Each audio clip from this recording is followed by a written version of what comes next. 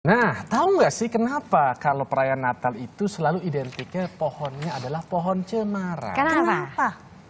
Karena, ini beneran loh, ini bukan bercanda. Iya. Karena dulu kan kalau di Eropa, biasanya kan memang Natal bertepatan dengan musim salju, musim dingin. Di mana pohon-pohon lain itu kan semuanya berguguran. Hanya pohon cemara lah yang masih terlihat daunnya tetap hijau.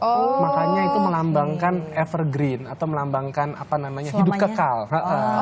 Itu yang terus akhirnya dipakai hingga saat ini. Thank you for that info. I didn't know that. Iya. Padahal saya celebrating. Nah, jadi jangan sampai menjawab kalau ditanya kenapa pohon cemara. Karena kalau pohon toge itu kependekan. Jangan seperti itu. Tadinya mau dijawab harus gitu. yang lebih ada sejarahnya. Thank you untuk fakta Natalnya. Tapi kalau misalnya ngomongin soal Natal-Natalan gitu ya, ini kita punya informasi lain nih. Jadi Kementerian Pariwisata kini melirik sektor digital sebagai sarana pemasaran. Jadi langkah ini untuk menunjang target 10 juta wisatawan mancanegara pada 2015.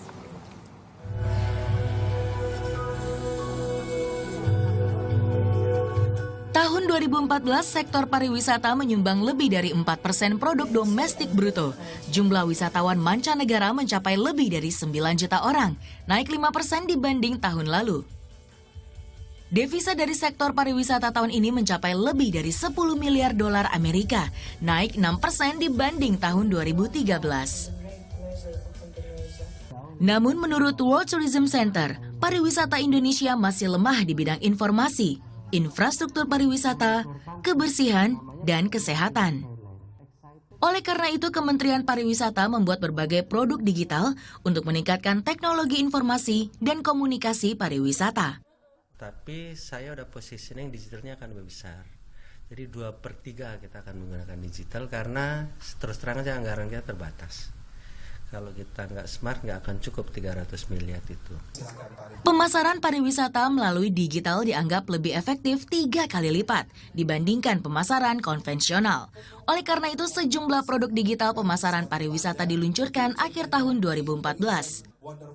Beberapa produk digital yang dibuat berupa website, aplikasi telepon genggam, dan streaming televisi pariwisata.